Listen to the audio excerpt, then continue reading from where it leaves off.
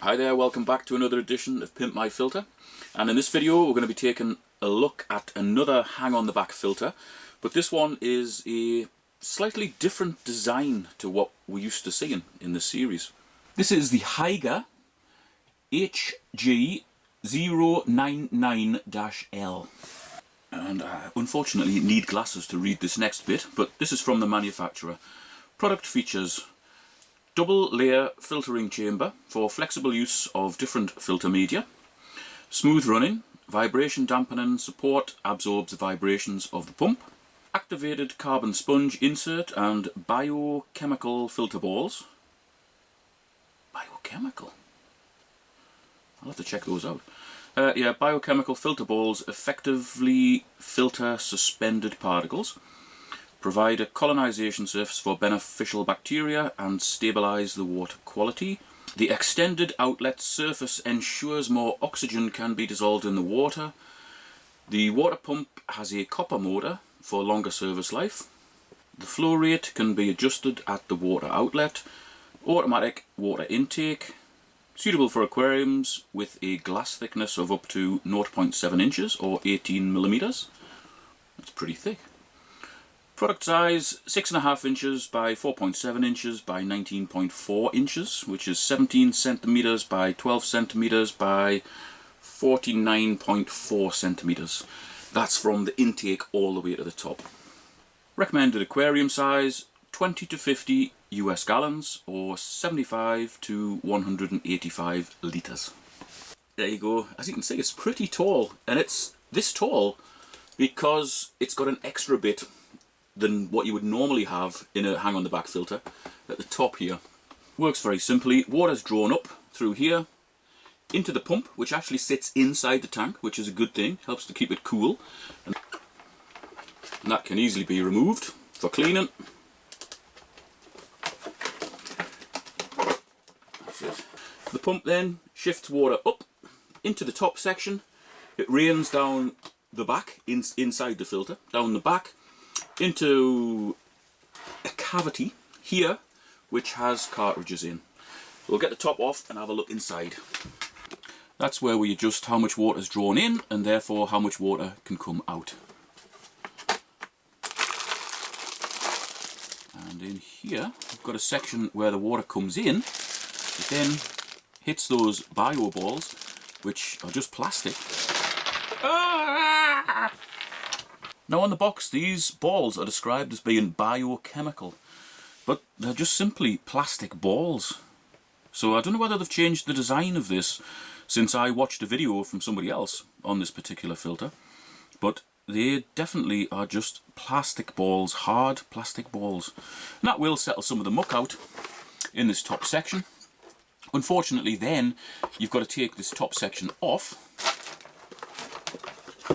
in order to clean it. Does come off. That's it. And the chances are when you take that off, the muck's just going to spill all over the place. So that is, well, I like that they've thought about something and done something different, but to me that's, I don't know, yeah, you don't really want to be pulling this off and putting it back on all the time. From there, water goes over this castellated piece of plastic here, drops down the back and into this section. That section is empty, nothing at all in there, and this section has a coarse foam, well, coarse-ish foam cartridge, which incidentally does not fit in there very well. It's tapered, so when you're putting it in the top, which is the widest part, it's a very far on to get in. Just get rid of that. So it's got the coarse foam, and then it goes through that into a fine pad and a token gesture of carbon. Incidentally, the filter does come with 2 sets of these. Obviously you can only use 1 set at a time, but at least you've got spares. So that's what we're working with there. A reasonable amount of space. Now if you've watched any of these videos before, you'll know I'm not a fan of plastic balls. And I am even less of a fan of cartridges, because you might buy a filter which is pretty cheap, but by the time you take the lifespan into account, how long this is going to last, and how many of these cartridges you're going to buy, it works out at a very expensive purchase. So I always like to put those to one side and do something different with the filter. So, top section, where the water comes in, what I would suggest is just putting a coarse foam in the top of here. It just so happens I've cut one to size, and it's a bumpy one as well, so it's got plenty of surface area.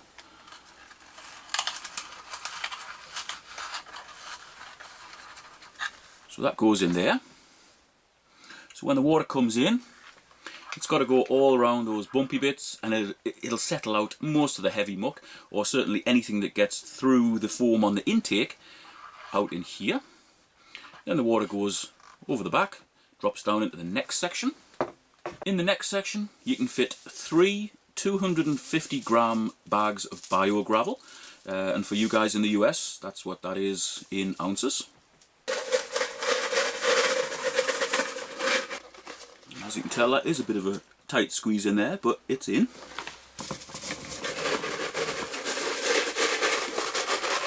Number 2.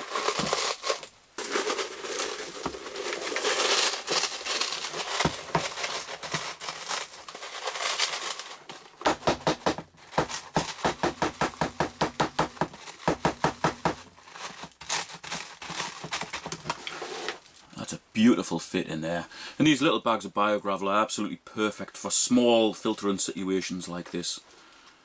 It allows you to pack an unbelievable amount of surface area in there for the bacteria, which really boosts the efficiency of the filter, and also it'll support aerobic and anaerobic activity to process your ammonia, nitrite and nitrate.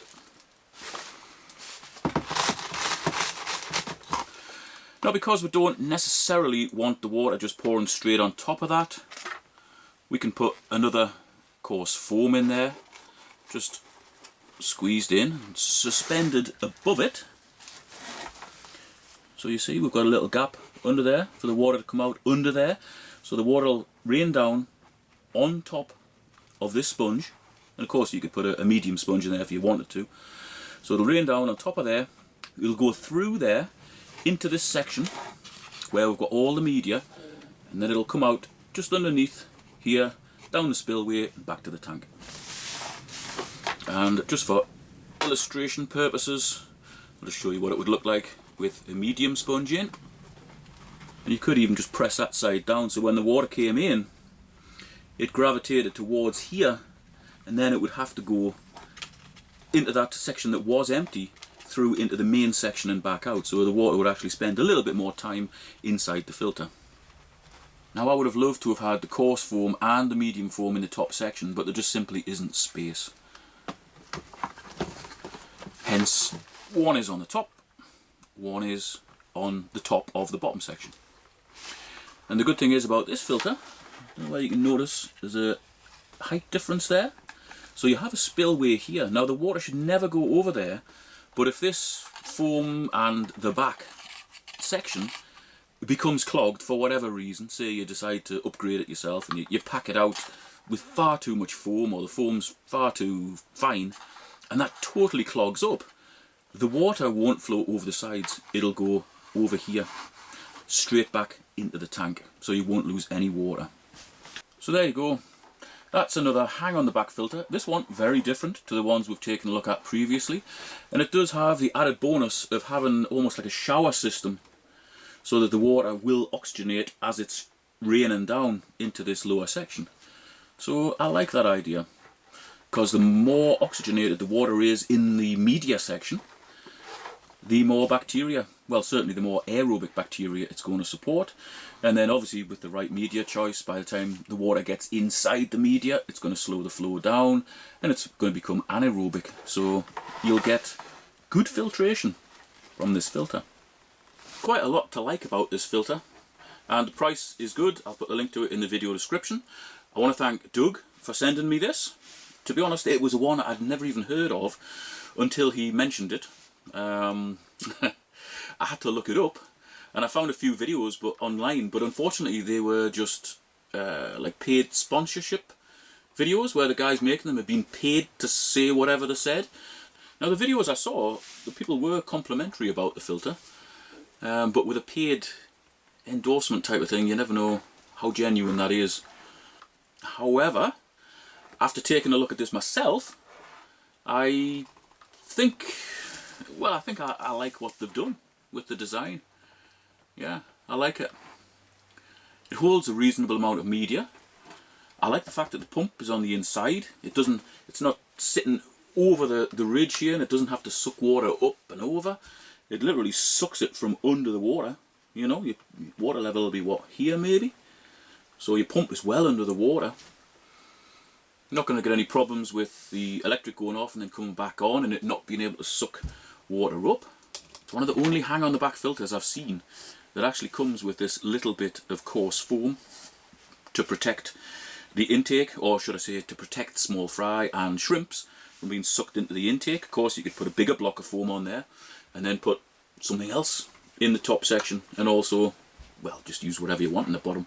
You could fill all of that up with media if you wanted to, if you had a big enough lump of foam there, but not everybody wants to see a big lump of foam inside the tank.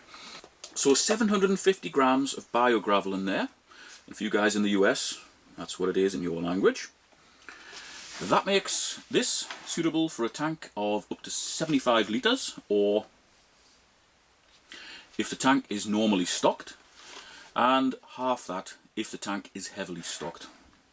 And if you've missed that, I'll put the details in the video description and in the pinned comment, along with a load of other useful information. So there you go. Thank you very much again, Doug, for sending me that. Hygger HG099-L. And I remembered that all by myself, without looking at the box. Did I get it right? HG099-L. Yes, that's the one. Awesome stuff. Right, if you've enjoyed this video, share it anywhere online. Give it a thumbs up, and I'll see you next time.